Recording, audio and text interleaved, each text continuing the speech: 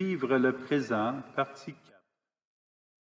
Nous connaissons bien ce passage du psaume. Il s'en va en pleurant, il jette la semence, il s'en vient dans la joie, il rapporte les gerbes. Combien de fois pendant notre vie pouvons-nous dire ces paroles? Il s'en va en pleurant, il jette la semence, il s'en vient dans la joie, il rapporte les gerbes. Tous les humains vivent cette réalité sans exception. Chacune de nos journées se situe entre ces deux réalités des pleurs et de la joie. Le cheminement de la joie est un effort qui conduit dans la lumière de Dieu. Prenons conscience des instants de notre vie où il est difficile de placer notre confiance en Dieu et de vivre dans le présent. Nous avons possiblement perdu la confiance dans certaines personnes, mais Dieu n'est pas ces personnes. Entrons dans la confiance en Dieu, puisque Dieu n'a pas perdu confiance en nous. Écoutons la voix de Jean-Baptiste qui crie dans le désert. Préparez le chemin du Seigneur, rendez droit ses sentiers. Préparons notre cœur, libérons-nous de nos esclavages et entrons dans la paix et la joie de Dieu. Nous avons le droit d'être heureux, d'être heureuses, même si parfois des situations tristes ou des personnes nous plaquent contre l'épreuve. Dans le livre de Baruch, il est écrit « Debout, Jérusalem, tiens-toi sur la hauteur et regarde vers l'Orient. Vois tes enfants rassemblés du levant au couchant par la parole du Dieu saint. Ils se réjouissent parce que Dieu se souvient. » Cela propose un autre passage. Jérusalem, quitte ta robe de tristesse et de misère et revêt la parure de la gloire de Dieu pour toujours.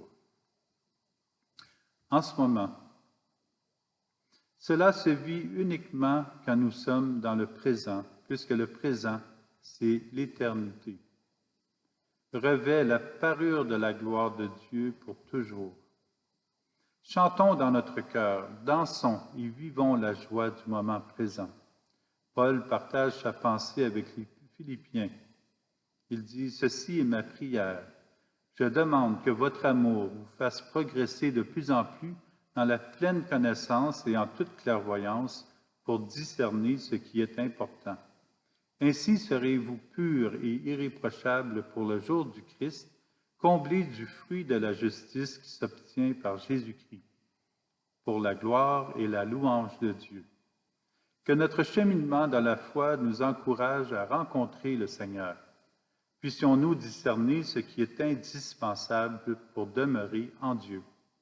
Et si des événements de cette vie rendent triste, le but que nous avons fixé en Dieu maintenant s'établira dans une grande joie. Jésus propose la vie, la vérité, et il veut que nous demeurions sur le chemin qui conduit là où les saints et saintes nous ont devancés, dans le royaume du Père. Gardons notre cœur à l'écoute de la volonté de Dieu. Redisons notre oui à Dieu tous les matins. Le livre de Coëllet rappelle que même si nous pensons avoir tout réalisé pendant notre vie, nous ne sommes pas encore assouvis, nous ne sommes pas satisfaits et nous cherchons encore à trouver la voie du bonheur, quand le bonheur est déjà en nous. Coëllet s'est rendu compte que même si sa vie semble réussie, qu'il est possiblement passé à côté du plus important, sa relation à Dieu. Toutes les choses que Dieu a faites sont bonnes en son temps. Dieu a mis toute la durée du temps dans l'esprit de l'homme, mais celui-ci est incapable d'embrasser l'œuvre que Dieu a faite du début jusqu'à la fin.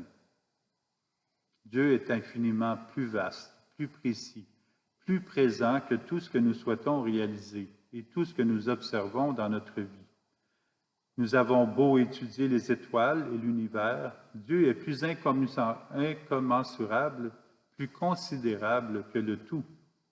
Coëllet a réalisé que nous perdons beaucoup de temps pendant notre passage sur terre. Maintenant, il comprend que l'essentiel est en Dieu.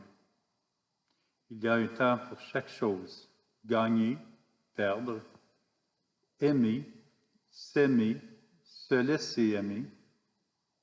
entendre, s'entendre, être entendu. Il y a un moment pour tout et un temps pour chaque chose sous le ciel. Un temps pour donner la vie, un temps pour mourir, un temps pour planter, un temps pour arracher, un temps pour être malade et un temps pour guérir, un temps pour détruire, un temps pour construire, un temps pour pleurer, un temps pour rire, un temps pour gémir et un temps pour danser. Il y a aussi un temps pour Dieu, et ce temps est maintenant. Il transforme notre vie dans la mesure où nous réalisons qu'il est présent dans notre vie. Sinon, nous frôlons l'éphémère, puis nous risquons de nous y enliser.